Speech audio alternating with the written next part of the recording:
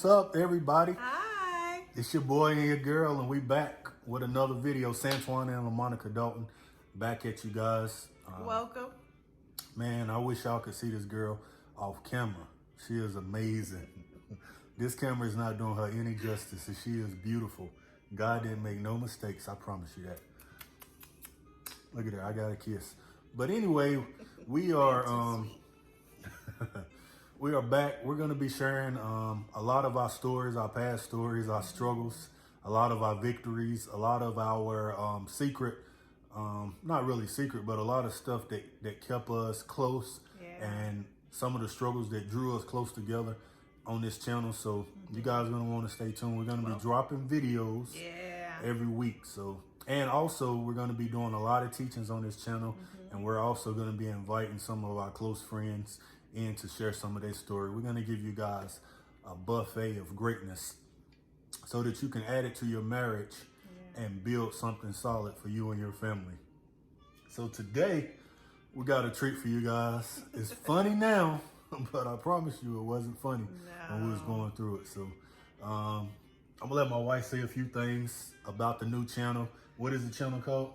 Well, thank you for joining us. We're excited. It is Real Love, Real Marriage. Yes. And that it just explains exactly what it is. We want to give you real experiences, and you can take whatever we've been through to make it your own. Yes. And just giving you an example or what others have been through just to help you grow in your marriage. So, we have a lot of years under our belt, and we just want to help someone else. Yes. And we've been married almost 20 years. We've been together over 22 years. Yeah. Almost 23 years. So. And we're still alive. We survived. Yeah. She probably wanted to kill me a couple times, but thank God she didn't. Anyway, but we appreciate you guys for joining in. Thank you so much. If you haven't already, please subscribe to this channel and turn on that post notification so you can get a notification on every video that we drop. So you guys can stay up and just feed your marriage. If you're not feeding your marriage, you're not really growing. I mean, sometimes you can be comfortable, relaxed, stand, float, and thinking everything is okay. But we believe in feeding our marriage. We believe in being intentional and doing stuff constantly to help us grow so our children can have a solid foundation that they can build their marriage on. Yeah, absolutely. So yeah, it's going to be great. It's going to be fun.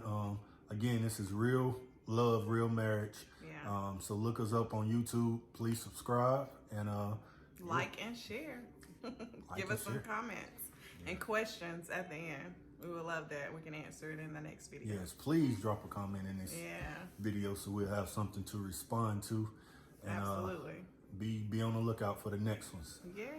So let's just get into it. This story is about when we first got early in our marriage, in our early 20s.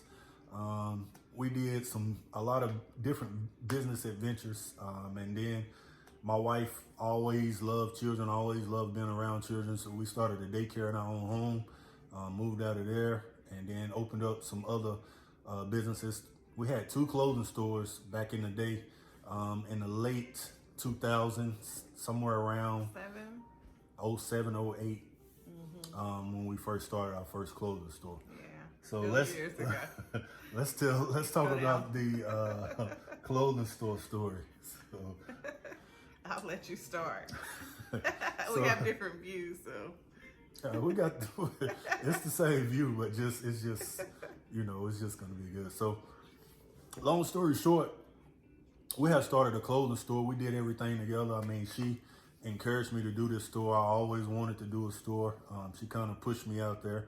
And so we bought the clothes, we bought the inventory, we set the store up together. I mean, we was just doing everything together. It was a nice store. Some of you guys may remember it. It was called The Hot Spot. The Hot Spot. That's how old it was. We chose the store called The Hot Spot. I know. You think about it now. Yeah, so it's pretty cheesy. I think we opened in 07 or 08, but yeah, it was a nice store in a small city, so a little nice urban store. Had fun, used it to really minister a lot to younger people. We had an opportunity to really do a lot in the community back then. And we just use it as a platform to reach more people and be willing to be able to help more people. Yeah. But anyway, as the store went on, I don't know if you guys remember back in 08, 09, and 2010, the economy got a little tricky, and a lot of people started losing their jobs, losing their houses, and so it came to a point where the store was just a hobby. Oh, sorry, too soon. She calling it a hobby now. It became a hobby. It was my baby though. That's right. I enjoyed getting up, opening the store. I enjoyed meeting people there, praying for people there, ministering to younger people. I enjoyed all of that. Yeah. And so, but anyway, long story short, it came around when the economy crashed back in 08, 09. She was wanting me to close the store because it wasn't performing well. And on the other hand, I was wanting to do something different, like turn it into a women's shoe store or put another store in there, something of the sort. But we never could come to an agreement. So we started fighting about the store because it became a money pit. We was dumping money in it. We was coming out of our own other accounts, other businesses, other personal money just to pay the rent. One time, I bounced a check, and that was an eye opener for me. I bounced the check out of that specific business account because I couldn't cover the rent. Taking care of it through other accounts. Yeah, and I didn't move money from one account to another one quick enough, and the check came back. So I had to walk to the bank, Look, Kevin Hart say the way my checking and saving set up. Okay, sorry. No, you good. But it was so embarrassing because I had to explain to my people I was leasing the building from, and also to the bank what happened. And so that right there started putting me in the mind frame of maybe we do need to close it, but I was always trying to come up with different ideas. Fresh ideas, yeah. And so long story short, one day I decided, well, I'm not going to close the store. We didn't have enough inventory in there because the store looked bare anyway. Yeah, we got pretty empty. We was basically not trying to put as much money into it, so we wasn't buying a lot of inventory at the time. So, I mean, we had, a few of this, a few of that on some of the racks, and it looked pretty bad in certain areas of the store. So, my wife didn't want to put any more money in there, and I was trying to do the same in a different way, but every now and then we'll sell this, we'll sell that. But long story short, the store wasn't able to keep itself up. So we had to use our personal money, and it really bothered my wife. And she was absolutely right. I was wrong for keeping it going. I was wrong for trying to keep something going that was a financial deficit to my family. And it was hurting our finances. It was pulling on us pretty bad. Plus we had younger kids back then. So, so one day I decided, well, I'm gonna buy a little bit more clothes. And $3,000 worth is a little bit. Just thinking that if I put more clothes in the store, it was like $3,000 worth of clothes. If I put more clothes in the store, now.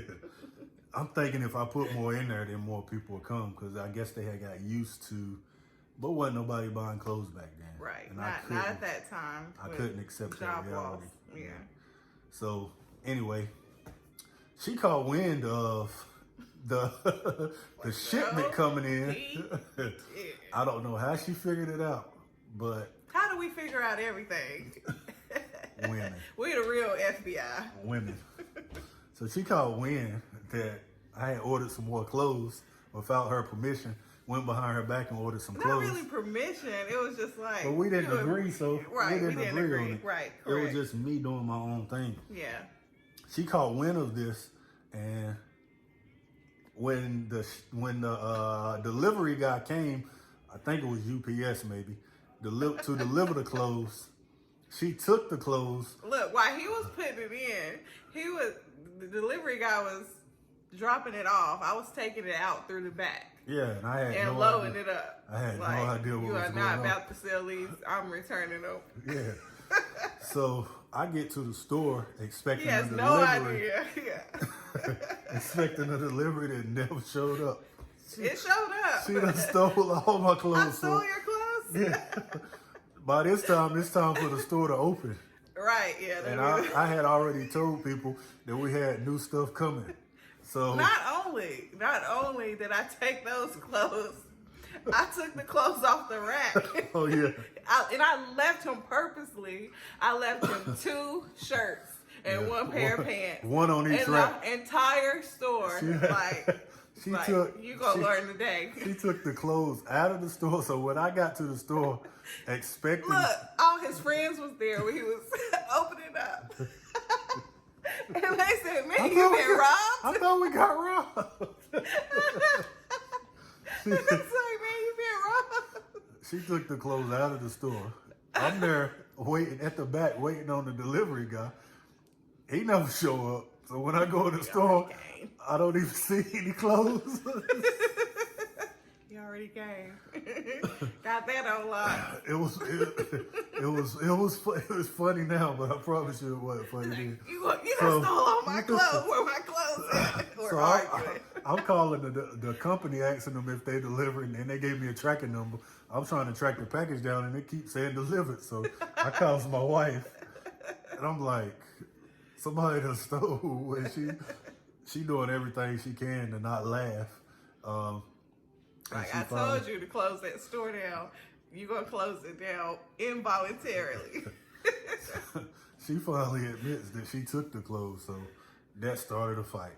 I'm rushed. I'm beelining home, trying to get there, trying to figure out where she put the clothes. She wouldn't tell me. He was never going to find them. We started arguing and fighting.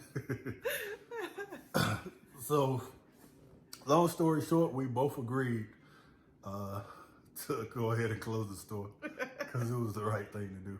But it was the wrong way. I handled that totally immaturely, I realized. And, just hearing his heart after the fact, after all of our fights, all of our conversations, all I had to do was just be a little bit more compassionate and more understanding towards him, and just give him a timeline, like, okay, you don't want to close it now. It wasn't hurting us too bad per se, because we did have other businesses. He was still working, but I think he just enjoyed it. And I was like, we don't need to be dumping money into something that's not growing. Yeah. But that being his first business, I could have been more compassionate. I could have been more understanding towards his feelings. Like, okay, you don't want to close it right now. Let's give you a timeline. But I was totally immature, and didn't understand. So I could have handled it a lot differently than I did. So now, we understand, we know better now. Like, have some compassion. You may not see eye to eye. You may not, you may have differences, but at least you can still be compassionate about how the other person is feeling. I could have showed a lot more compassion. I could have gave you some grace period, like, okay, let's do it in 3 months if you don't, or 6 months if you don't want to close right now. We had the money, we weren't hurting. I could have just just give him this opportunity and he'll see it later, Yeah. I could have. And so, we see now our growth. But back then, when you're young and dumb and you just do foolish things, like, I'm going to do it my way, he was going to do it his way, I was going to do it my way. And then we're just end up, fighting, and there's no unity, there's no understanding. It's a mess, it's chaos. And you can't grow anything when you don't have any unity. It's all strife and bitterness, and more things develop out of that. Yeah. So, that's one of our stories that, hopefully you can take something from and grow from it. Yeah. What did you get? We learned a lot, man. Yeah, we did. Just being able to look back through that, it was, it helped me. It showed me not to go behind her back and do stuff. And it really showed me that there's always consequences when you're trying to sneak and do stuff, or when you guys don't want to come together in a mutual agreement. Yeah. There's always going to be consequences.